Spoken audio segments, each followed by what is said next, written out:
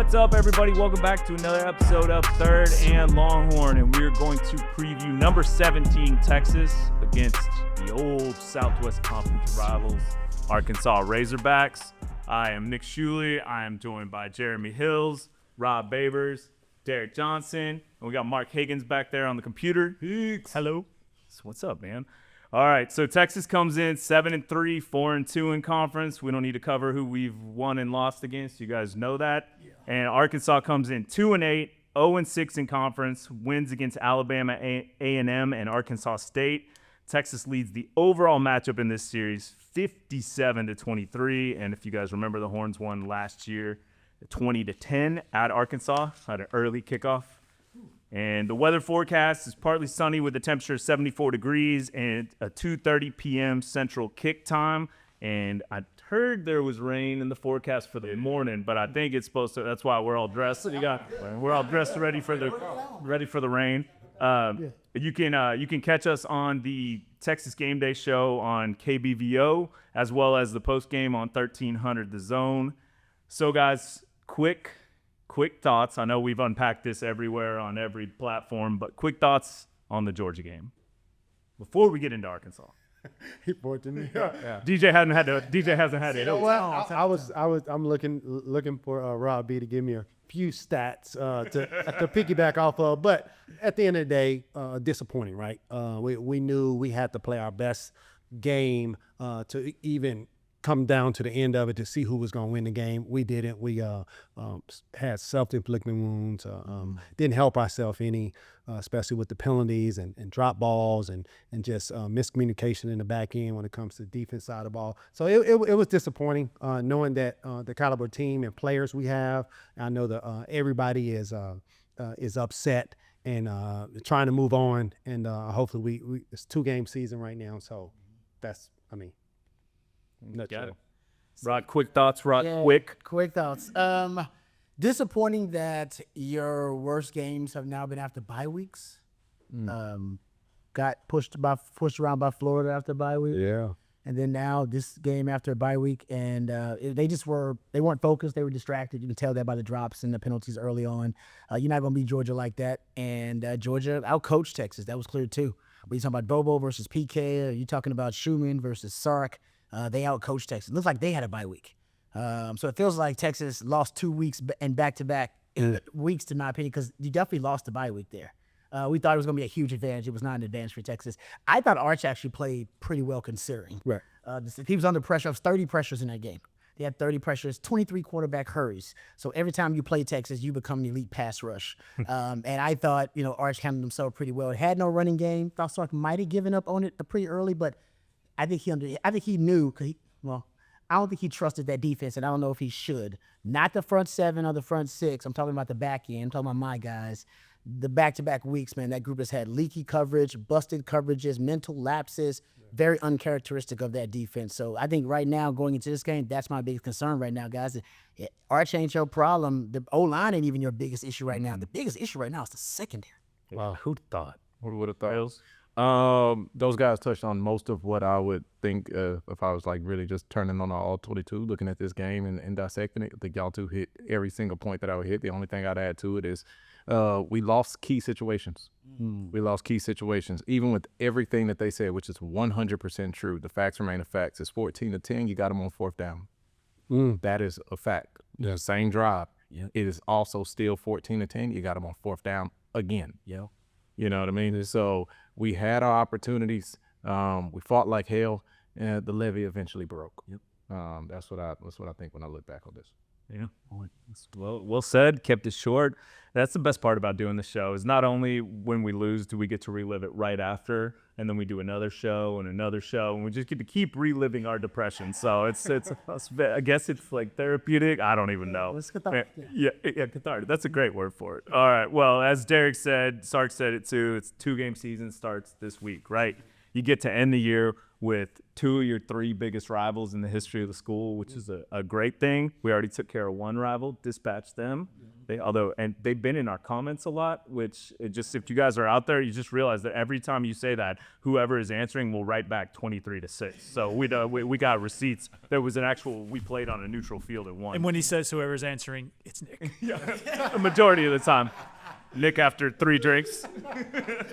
But also, big shout out to the Georgia fans who did show up in our comments, and they were like, this show is legit. You guys are not just homers. You guys tell it like it is. You gave Kirby his flowers, so appreciate those fans. Yeah, we had a coming lot in. of nice things said to us, but a lot of mean things said by the Georgia fans. But the majority were actually really, really nice. I respect it. It was the polar One opposite of comment Ohio was State. that this show is better than College Game Day. Oh, wow. I don't know about that. I don't know about that one. But Higgs, I mean, when I hear somebody say you gave Kirby his flowers, I'm like, We just said what facts. was the alternative? What was honestly the alternative? Other than to acknowledge what you just seen. Because what that guy said after the game was a straight up Suge Knight, man. like death row call to arms. When he basically said some of these kids in it for the checks. He said here at Georgia, our guys, they get the checks, but they also learn how to tackle. Yeah, Physicality. and for everyone out Physicality. there, if you want to fact check, Higgs and I came from the NIL world. Georgia's doing just fine in the NIL. So yeah, but no, he did. They got say, them fast cars, too. Yeah.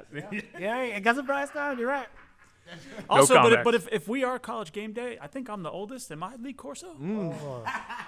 You're on your way out. Mascot hit on. He's Corso. I like it. I like it.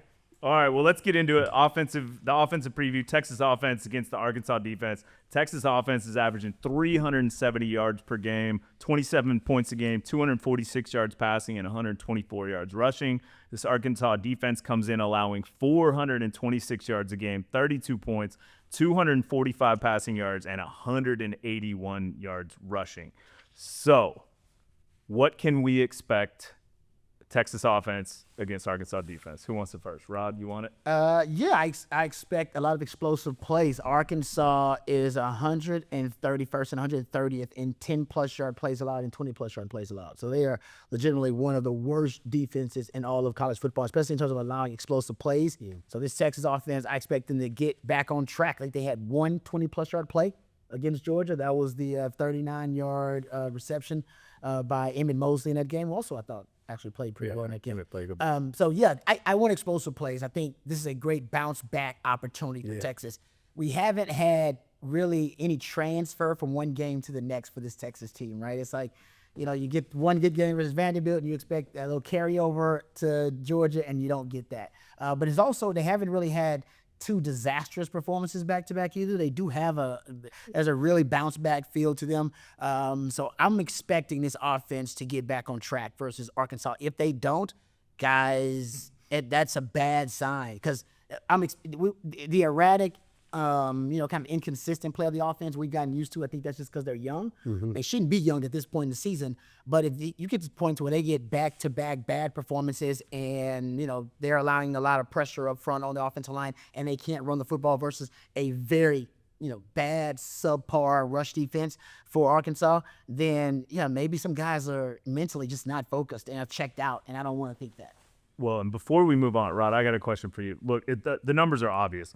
They're allowing 181 yards rushing a game, right? I know they allow a lot of passing yards too. Is this a game where you think tell me one, is it a bad idea, or two, is it a bad idea to start to focus on your run game a little bit, or is it just keep doing what you're doing, which is using the short pass game to set up the run, et cetera? Yeah, at this point, I don't know if I'm working on anything. Yeah. You got 2 games left in the season, 2-game season, and you're not good enough to work on things versus Arkansas and expect, we're gonna beat them anyway. Let's just work on some of our some of the things that are liability us or some of our weaknesses. No, you need to go out there with the intention to win, because we're gonna talk about the defense. This could end up in a shootout. That's kind of my prediction. Yeah.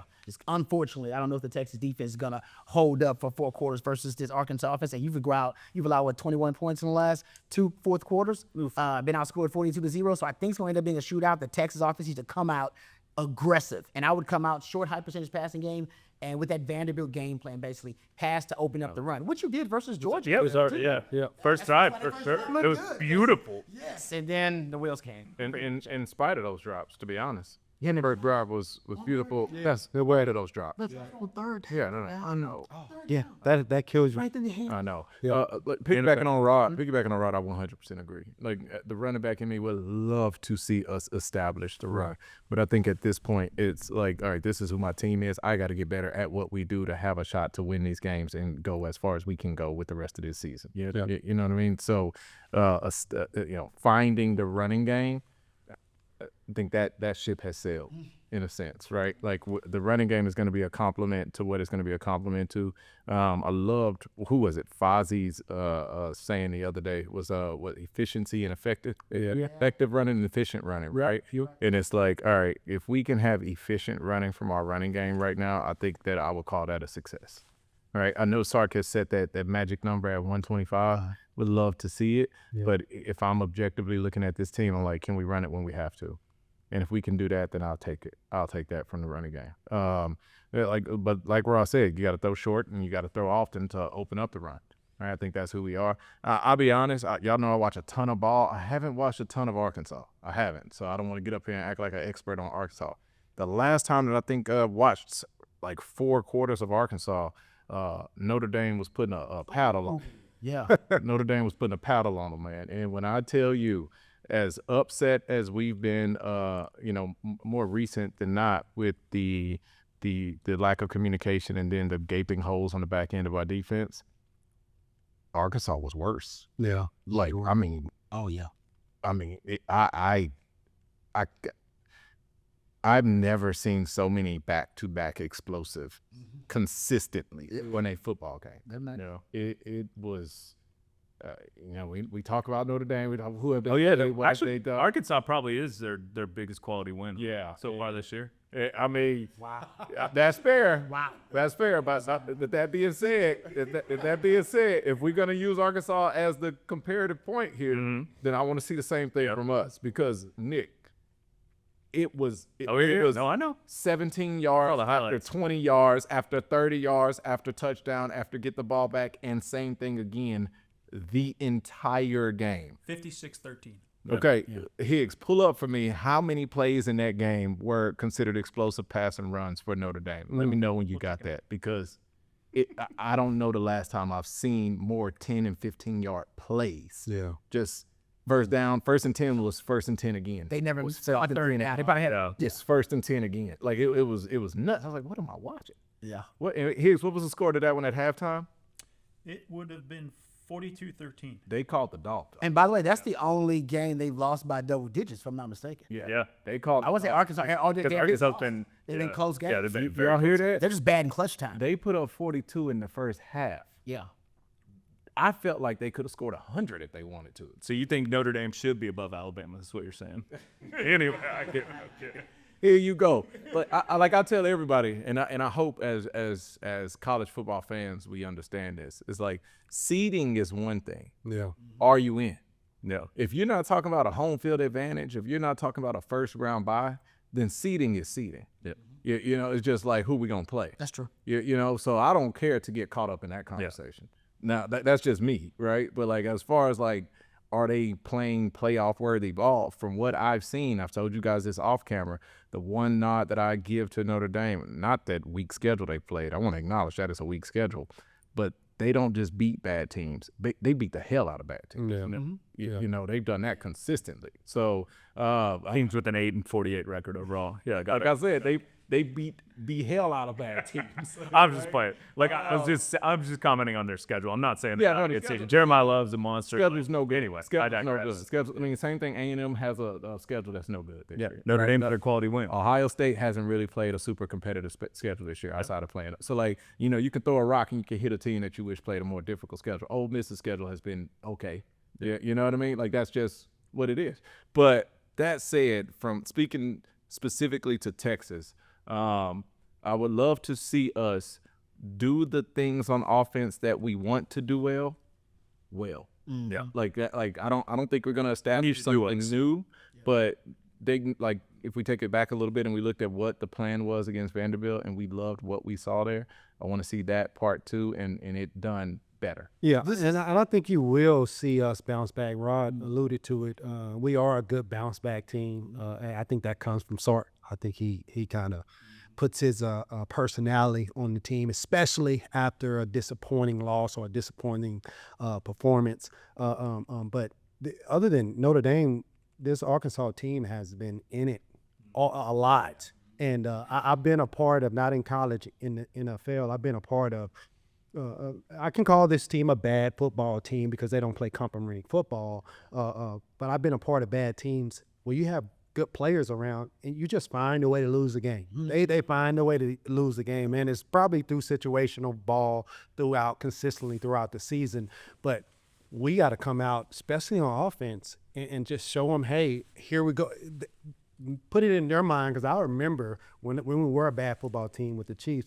Oh, here we go again, right? You know, when that happens early, it's like, oh, here we go again. I've had that feeling before. That's how we got to give it to Arkansas, super early. And you're right, there's a whole bunch of explosive plays throughout the whole season, man. There's no reason why we can't go out there and just kind of dominate. Really dominate, and it's, of course, it may be a shootout if the defense doesn't. You know, we'll talk about defense in a little bit, but offensively, I'm looking for us to do what we do, big plays down the field, and get us excited about. You know, after this game, we'll go to the next game, but get us excited about the offense once again this week. And I think there's a quiet overconfidence among the Texas fans, and I think we had that last year, and we saw it. Like, we didn't beat the brakes off them. Granted, it was at Arkansas, but they've got athletes, they got players, they can play ball. So we need to, like you said, we need to come out, do what we do, and do what we do well. And take care of the football, because one of the things that they don't do well, they have a lot of turnovers. I believe Taylor Green's got like 10 interceptions. We'll talk about that.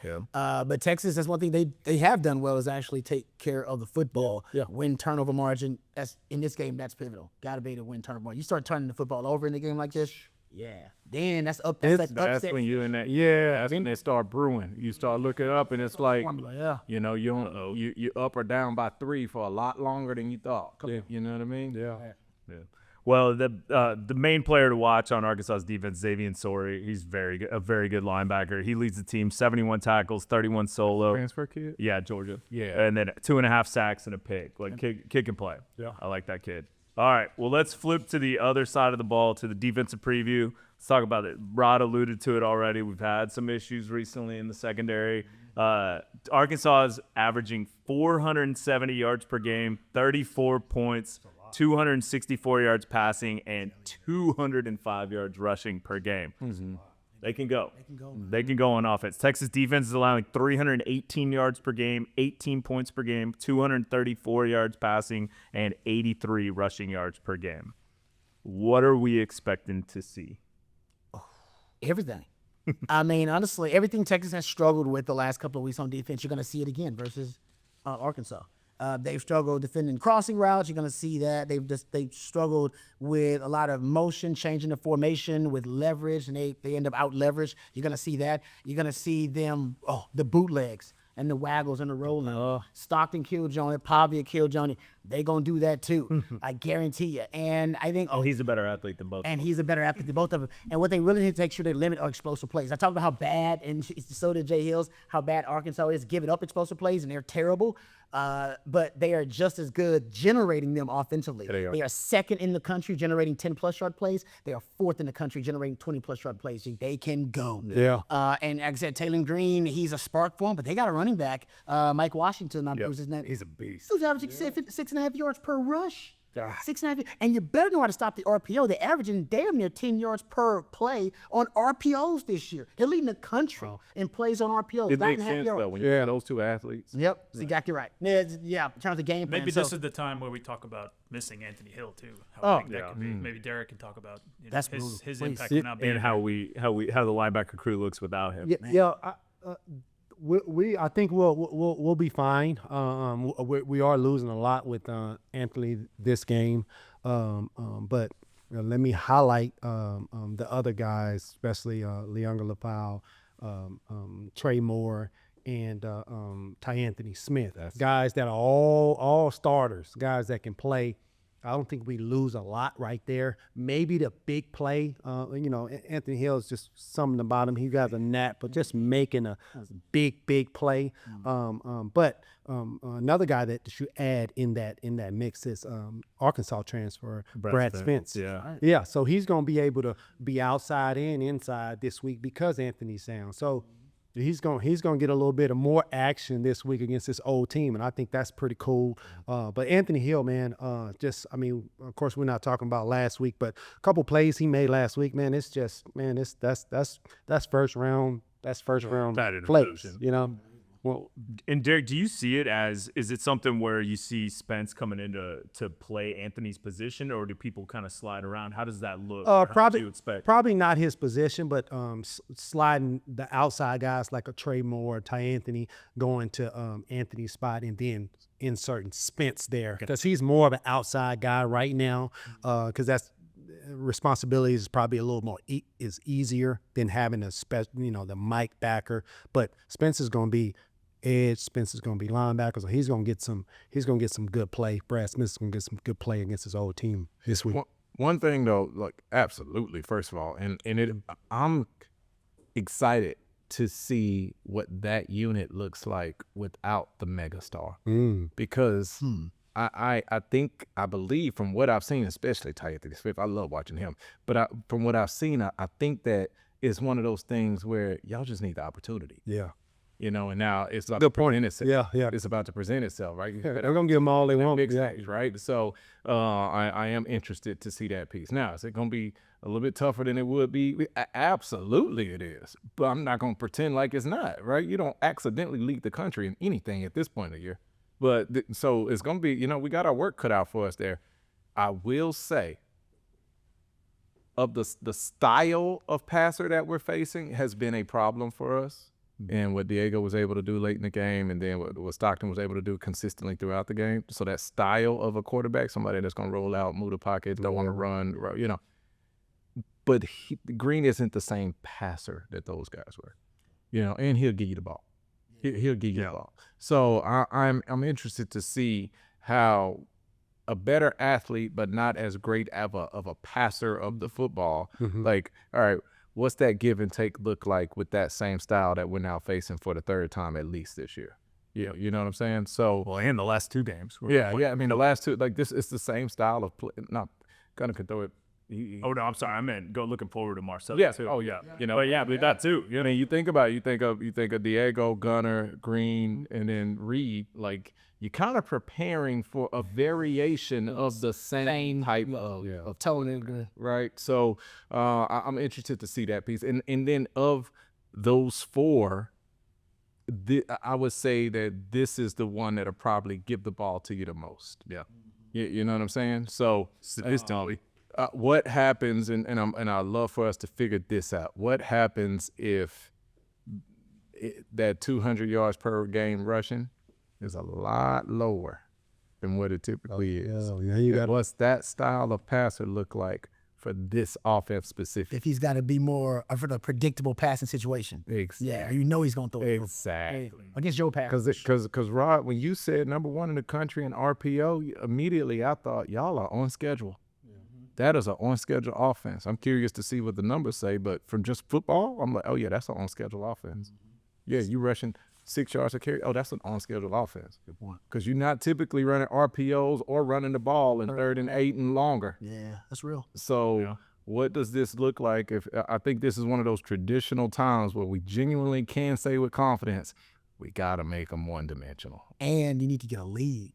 Yeah. And force them to play from a deficit where it's like, man, we down 2 touchdowns. We got to throw. Yeah. Otherwise, that's what hurt us last year when we played them.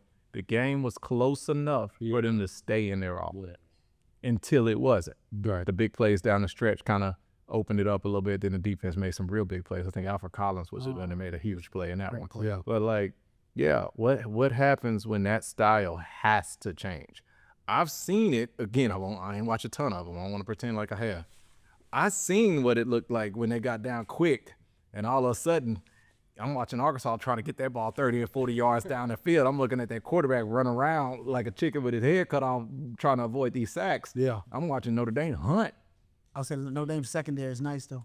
Fair. I do. Leonard Moore Jr. is one of my. I was a beast, right? Leonard Moore Jr. is one of my favorite players in the country. Right? Amen. Me too.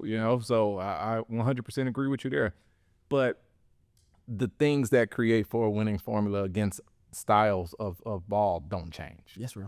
All right. So let's see what that looks like. And real quick, I know we're getting off of the defense right now, and we got to see it better from our past defense for sure. We got coaches that are really good. We got players that are really good, that are capable back there. When we play defense, and Rod can allude to this, when you play defense, when a call is called into you, and your and you know your responsibility, my mindset when I'm out there is, what's the one thing I can't let happen? Right? Yeah.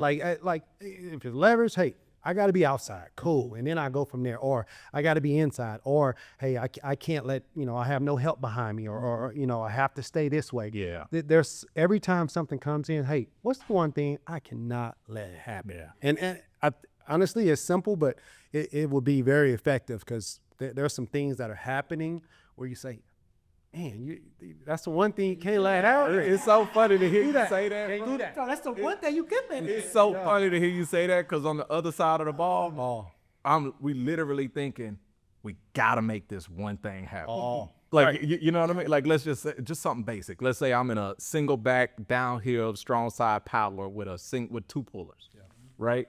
And I'm like, I gotta get a wraparound and I have to get a kick out. Like no matter what, I gotta get a down around.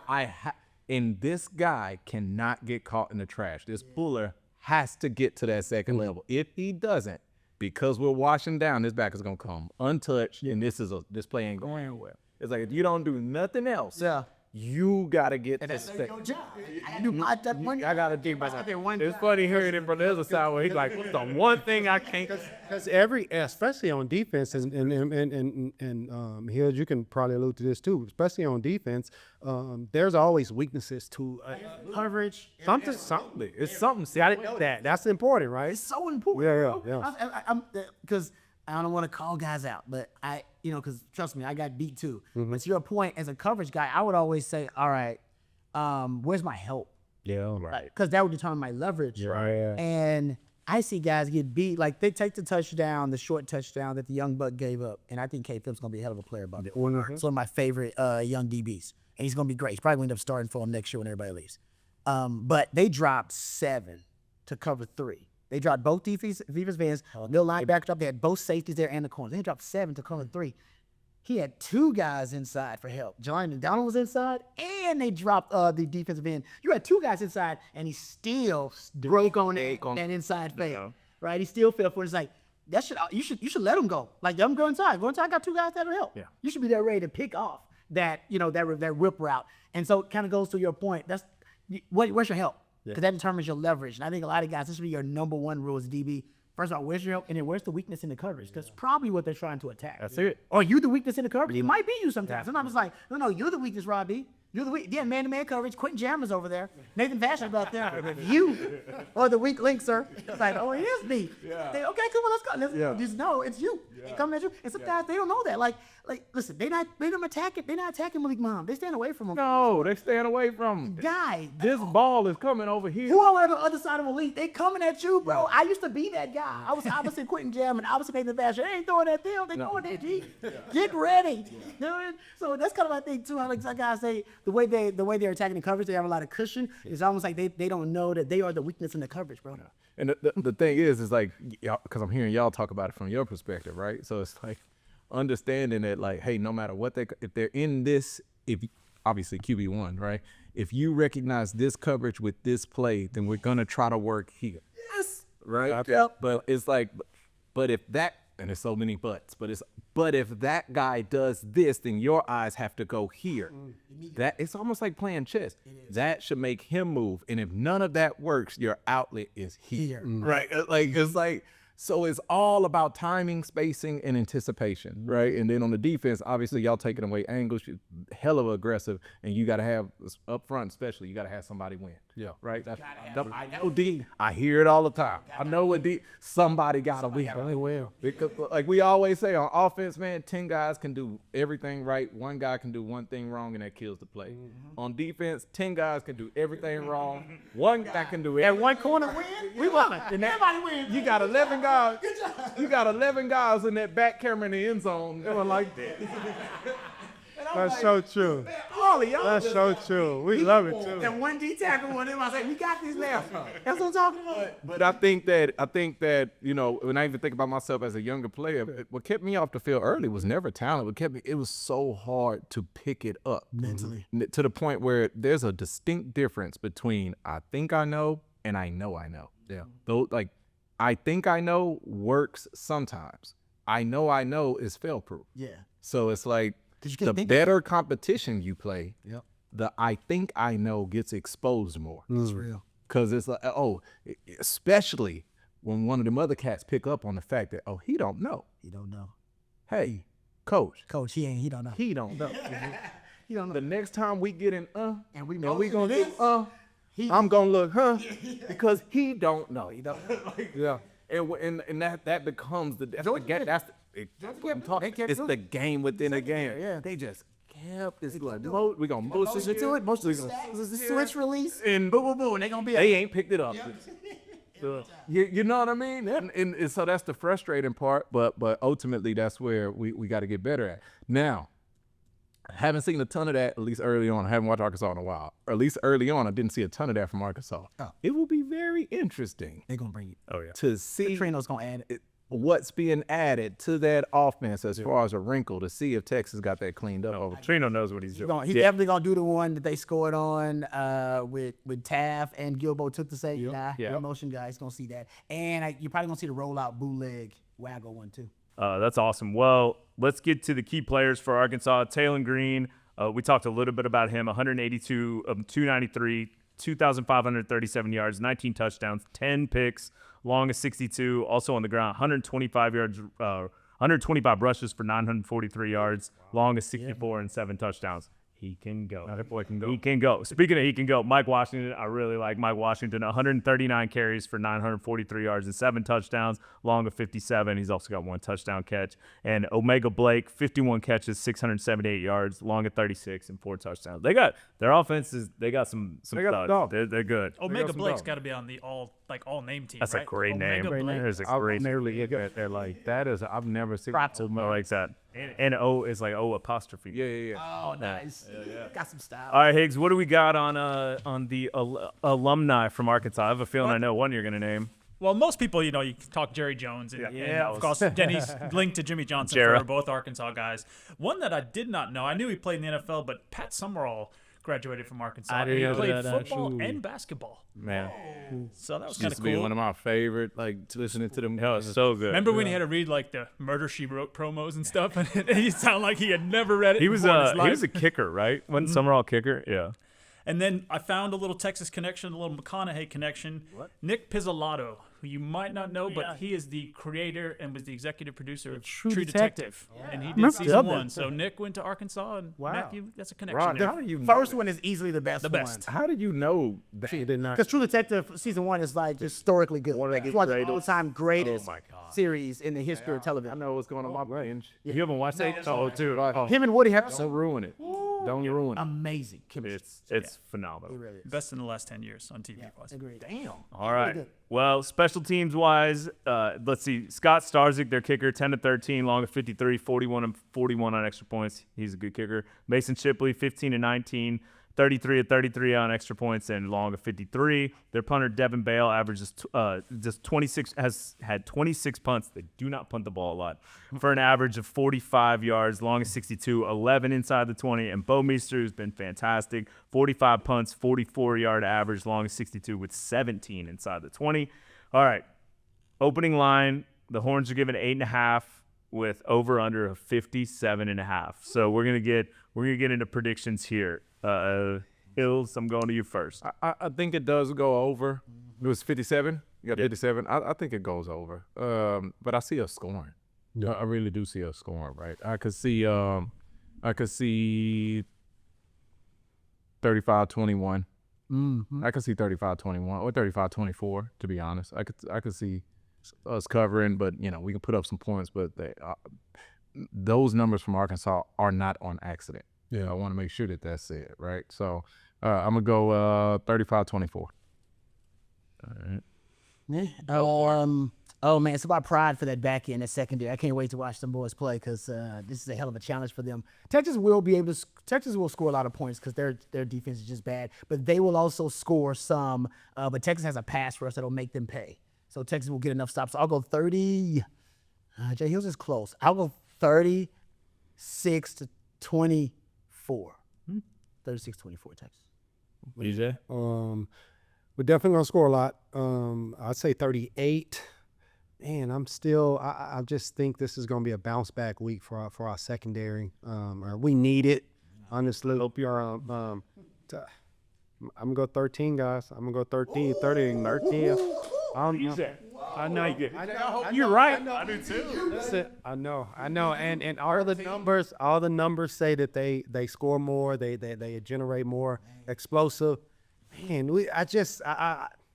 I've seen them play better, and guys, we have some really good coaches on our team, and we agree. something's gotta give. If not, we would definitely win, but it will get up in the 20s. They can score 28 points. I can see that if we don't get that correct. I mean, to that point though, and I know we moving on, but they went into the fourth quarter. Georgia went in with 14 points. That's true. And those 14 were given up in the first quarter. Those 14 was given up quick, back-to-back drives, and that was it for a while. Like I said it earlier, the levee broke. It did. The levee. When the spirit broke after the onside kick. That onside Kirby kick. broke their spirit. Let's be honest. Kirby broke their spirit that onside kick. He broke all our spirit. That hurt. I was just That hurt to me. be honest. I was looking at the TV. And now it was 21-10, and I'm like, it's all good. We just got to go in. That ball went. I said, my boy was like, wait, I thought they had to. I said, that's the NFL, man. Almost kicked him out. Telling me rules that don't apply here. Higgs, what do you got on prediction? What I got is I think DJ's been at some practices this week already. He's pretty confident. Please.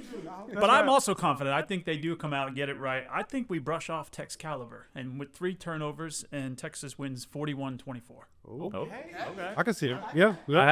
You're kind of thinking what I'm thinking. I think the points are going to go a little higher, so I'm going 40-27 Texas. Okay. So you see it closer, but just higher. I think score. there's going to be points scored. I think, and it's nothing against our defense. I just think that this offense is that close. It is. That Yeah. close. And Petrino's legit, man. Yeah, he's a great offensive coordinator. Not to mention he's kind of auditioning, too, for a job. Yeah. Hey, man, you beat And if Texas. he can come in here and take Texas to the wire, like the He just alumni said it. and people dig in their pockets Yeah. say, you know what, maybe we can bring him back again. That's why you got to watch everything. He was right. He's auditioning. Oh, 100%. Texas, man. They gonna sign to a contract. The Super Bowl right here. I say Texas is also auditioning to be the first 3-loss team to be in the playoffs. Texas, Possible. I'm telling you, Absolutely. with the rest of this landscape playing out however it's going to play out. If you look up and Texas has 2 convincing back-to-back wins with the other ones in again, you at the very least you're going to create a real. You put yourself in the conversation. Yes, you do. Do you see that? The blowout loss hurts you. They kicked it. It's tight. I 100%. But you put a 2-score when you're on an A&M or It's something. the number one. If you beat A&M undefeated, Let's say A&M goes to that game, And the number momentum. 2 in the country. you're right. We need some help, though. We need help, though. Someone's got to you drop. get that. It's that big lot of help. win, We need some help. right? But you can't get that one without getting this one. There you Think go. Sark don't know that? I can guarantee if there's an opportunity at the back end of this game for Texas to kneel it or score, they scoring. Well, you got it. Petrino not the only one that's You on need this. the confidence, so yes. Yeah. I agree. All right, well, we'll see what happens. Like we said, we will be back for the Texas Game Day show before the game on KBBO. We'll be here after for the post-game show, also on 1300 The Zone. We appreciate everyone out there. Please don't forget, like, subscribe, comment, do all that. It really helps us.